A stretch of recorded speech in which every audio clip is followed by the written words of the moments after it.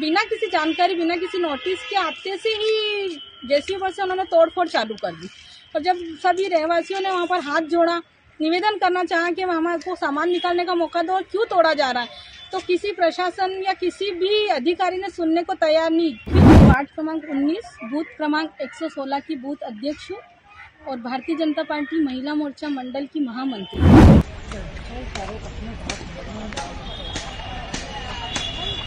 जितने भी प्रशासन अधिकारी थे या शासकीय अधिकारी से लेकर जो राजनीति नेता थे, सभी ने अपना मोबाइल बंद कर दिया।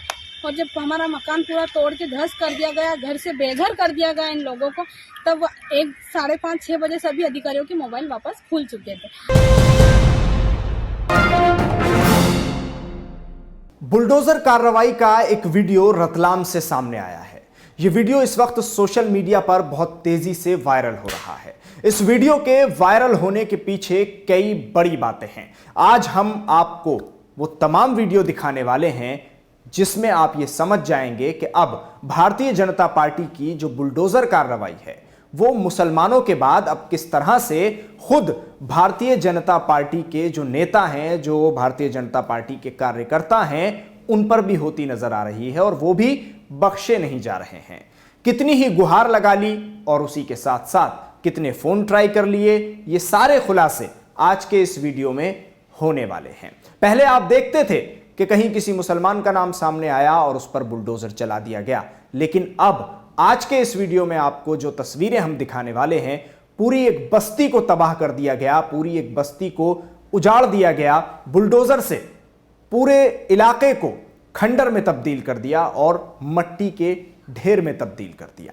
इसमें बीजेपी की एक नेता हैं, उनका भी परिवार पिछले 60 सालों से रहता चला आ रहा था, जिसके कई अहम प्रमाण उन्होंने वीडियो के जरिए सामने रखे हैं। सबसे पहले तो मैं आपको जो वीडियो दिखा रहा हूं वो उस बस्ती का वीडियो है रतलाम की, कि जिस बस्ती में बिना किसी नोटिस के सरकारी बुलडोजर पहुंचते हैं और जाकर तांडव मचाया जाता है और बुलडोजर पूरी तरह से इस बस्ती के एक एक मकान को तहस नहस कर देते हैं, तबाह कर देते हैं और वहां देखने को मिलता है सिर्फ मट्टी का ढेर और मकानों का मलबा। सबसे पहले आप ये वीडियो देखिए जिसमें उजड़े हुए आपको ये मकान नजर आएंगे जो इस वक्त मट्टी का ढेर बन चुके हैं।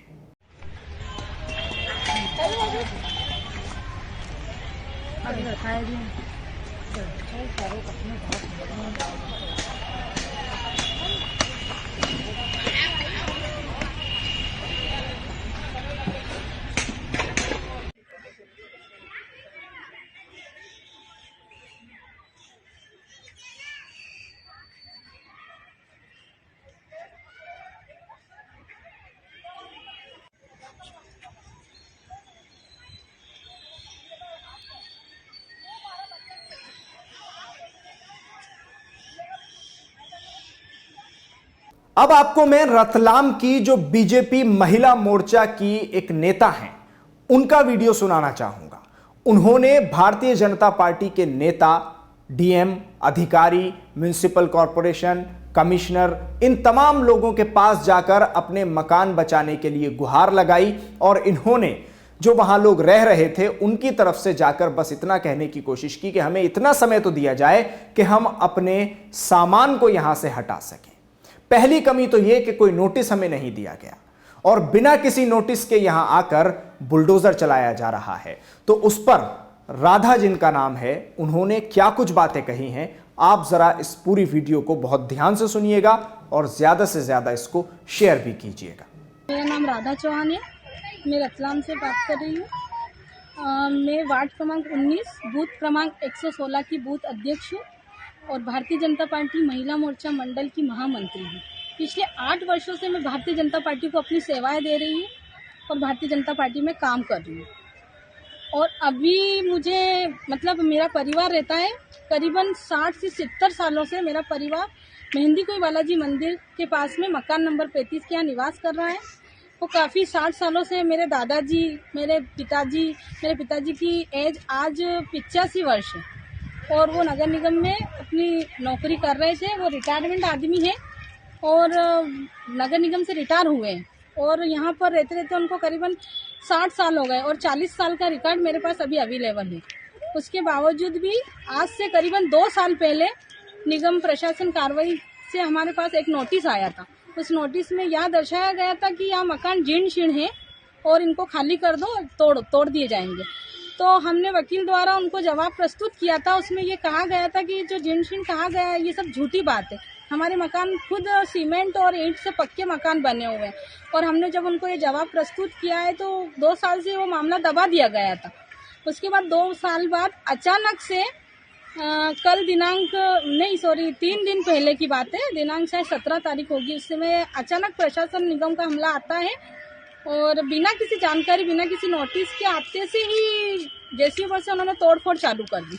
और जब सभी रहवासियों ने वहाँ पर हाथ जोड़ा, निवेदन करना चाहा कि हमको सामान निकालने का मौका दो और क्यों तोड़ा जा रहा है, तो किसी प्रशासन या किसी भी अधिकारी ने सुनने को तैयार नहीं। फिर मैं एक भारतीय जनता पार्टी की कार्यकर्ता होने के खातिर अपनी सरकार से निवेदन करने के लिए हमारे विधायक जी के यहाँ पर गई। तो विधायक जी के यहाँ से ये कहा गया कि वो तो विधायक जी तो बाहर है और विधायक जी ने मोबाइल बंद कर लिया। फिर हमने कलेक्टर साहब से निवेदन करना चाहा तो उनका भी मोबाइल बंद, एसडीएम साहब का मोबाइल बंद। और महापौर के पास मैं खुद स्वयं गई और वहाँ जाकर रोई और अपनी मजबूरी बताई। तो महापौर जी ने कह दिया कि सरकारी जमीन है, खाली तो करनी पड़ी, मैं इस विषय में कुछ नहीं कर सकता। तो मैंने कहा भाई साहब आप कम से कम 1 घंटे के लिए कार्यक्रम रुकवा तो दो कि इन जनता को अपना सामान निकालने का मौका दीजिए।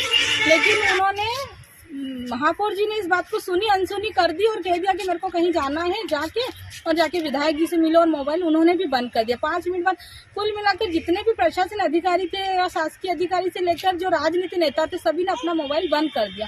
और जब हमारा मकान पूरा तोड़ के ध्वस्त कर दिया गया, घर से बेघर कर दिया गया इन लोगों को, तब 5:30-6 बजे सभी अधिकारियों के मोबाइल वापस खुल चुके थे। तो मेरा ये निवेदन है कि प्रशासन और सरकार खुद कह रही है कि जो जहाँ रह रहा है उसको वहाँ का अधिकार दिया जाएगा, पट्टा दिया जाएगा। और ये जमीन तो निजुल की है और निजुल में अगर ये 40 साल से रह रहा है और यदि इनको प्रशासन को ये जगह चाहिए ही थी तो पहले कहीं इनकी जगह करनी चाहिए थी, रहने की व्यवस्था करनी थी, इनको कहीं जमीन देनी थी या इनको अवगत कराना था। सिर्फ जीर्ण शीर्ण के नाम पर गुमराह करा गया। इनको कहा गया कि जीर्ण शीर्ण हो रहे हैं, आपको यहाँ खतरा है, कभी भी टूट सकते हैं। और ये मतलब कुल मिला के सबके साथ आप यहाँ का आके मैं प्रशासन से हाथ जोड़ के निवेदन कर, माननीय मुख्यमंत्री जी से हाथ जोड़ के निवेदन करना चाहती हूँ कि कहाँ जाइए आप बताइए कि ये यहाँ जो भी जनता है 60-70 लोगों के परिवार, ये कहाँ रहेगा।